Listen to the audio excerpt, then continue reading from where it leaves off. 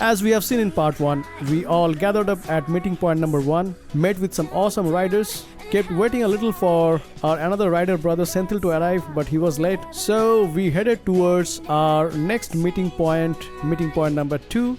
We took a little break at meeting point number 2. Kept waiting for Senthil, he couldn't make on time, so we headed towards meeting point number 3 through Old 18 Highway. We experienced a couple of scary moments on Old 18 Highway. Thankfully we survived those and we reached our meeting point number 3. And here comes part 2.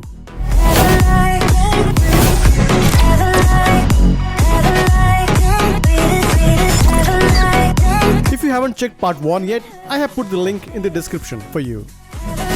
We are still at meeting point number 3 and we chilled a little. We got our motorcycle gassed up.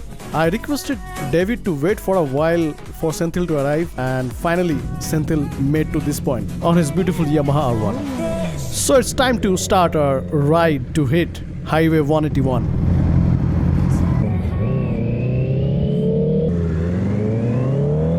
And here we go.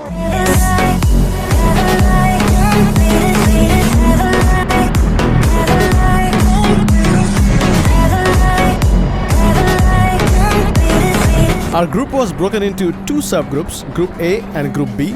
Group A had all the fast and experienced riders, whereas Group B had riders like me who were a little slower or inexperienced. The traffic was crazy thick on that day for some reason, and we missed lots of corners because of that. But still, we were fortunate enough to hit some of the good curves too.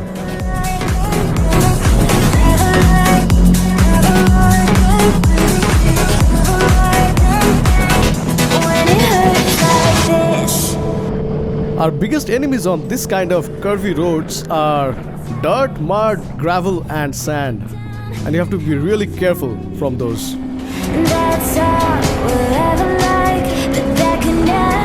I heard a lot about Highway 181 from my fellow rider brothers, that this is a really fast and enjoyable road. And now I know why they said like that. I already started loving this road.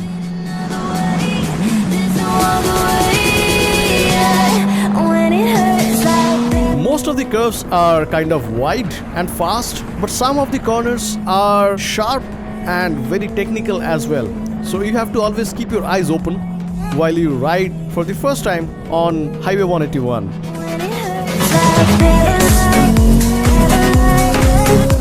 And here we approach towards Brown Mountain Overlook. We generally take a little break over here and gather up for the next portion of the ride.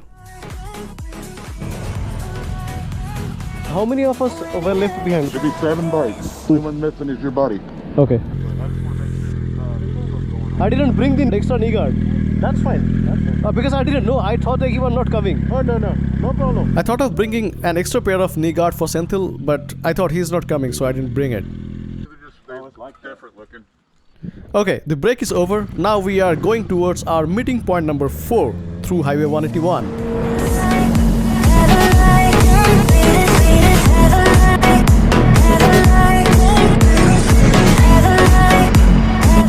As I had mentioned in part 1 that I was hitting this kind of road for the first time, so I was a little scared, and if you notice my lines, those are horrible because it was my very first time and I was not aware of what line is called. Things were going all fine and we were enjoying these curves a lot, and especially myself, I was enjoying a lot. It was my very first time, but who knew what's coming next? We found Chris was sitting at the bank of Highway 181 and we didn't know actually what happened. It seemed like a crash, so we went back to check if he's alright. Are you okay, bro? Oh, I didn't crash. Oh, okay. How is he? He's alright, I guess. What happened? Judging from the marks down there, I'm guessing he grabbed a little bit of too much front brake and slid into the guardrail because he was laying against the guardrail under the bike when we found him. He was behind us for a little while and then all of a sudden he wasn't there. Fuck. Oh, yeah. The swing is gone. And gradually the cop came up. Everybody all right? Yeah, he's in the hospital now. Okay. Ambulance picked him up. Which bike is his? This The one that's ripped up here. I got you.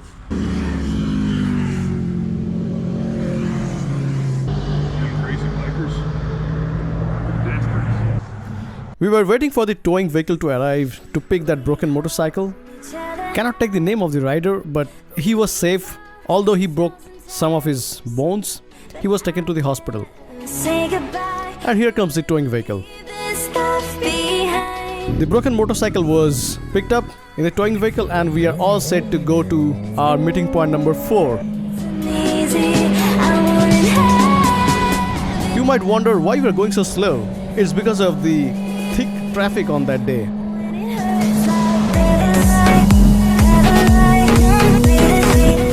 And now we are reaching our meeting point number 4. It's a very favorite destination among our riding group and other riding groups too. It's known as Mountain Crossing Mercantile. Are we gonna have a lunch here or? We're gonna have lunch down the road a little way. Okay, I'm good. Senthil. So we are planning to head back. On the way we'll have lunch. That's fine, right? We generally take a lunch over here, but this time we didn't do that. We just gathered up, we didn't take a break, and we kept moving ahead. What I didn't know is that the next part of the highway is gonna be Highway 221, and which is even more technical than Highway Old 18. And these curves are really sharp. Jason is riding his Ninja 650R in front of me throughout the entire span of 221.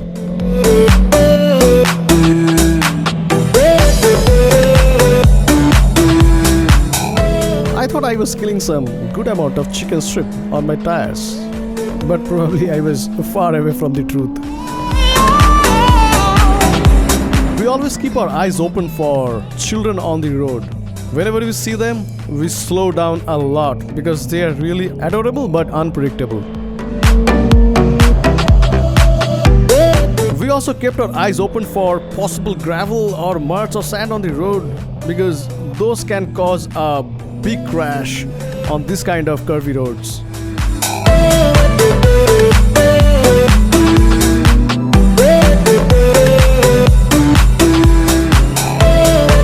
I had already fallen in love with all these curves.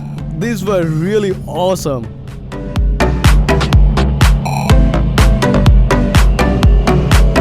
We are heading towards Blowing Rock City through this beautiful curvy 221 highway, and we'll be covering around 24 miles, which is around 38 kilometers on this beautiful 221.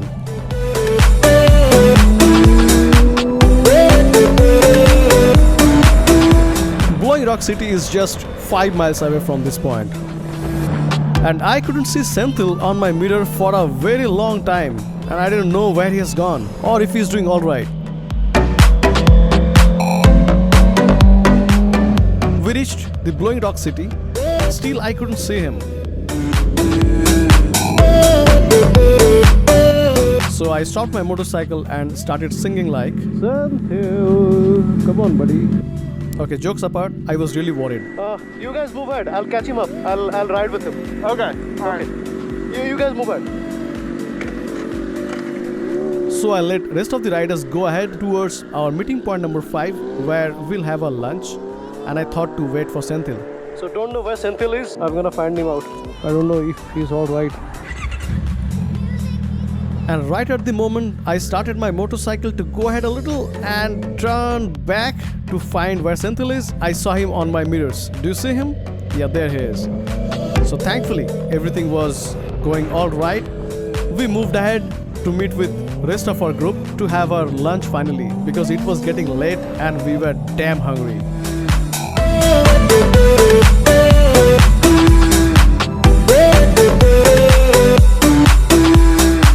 So we finally made to the Ridgeline restaurant in Blowing Rock City to have our lunch. I was damn hungry, and looking at the menu, my mouth was watering. Thanks to the restaurant for this arrangement to let us sit all together.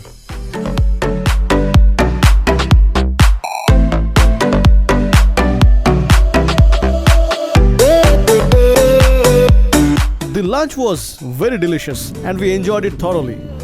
Then we started back towards Charlotte, but On the way, we found a very nice spot to take a quick break and fly my drone. It got recorded in my camera, but I didn't notice it though right at that moment. You know what? Okay, see it once again. Yeah, you are right. So Senthil missed us and he kept riding straight. I tried reaching him on his mobile, but he didn't have a Bluetooth device on his helmet, so he didn't know that I was calling him. Anyways, I met him after this point and we rode back home together. Where is Senthil? Where is he? He went by. He went by? Yeah. Fuck!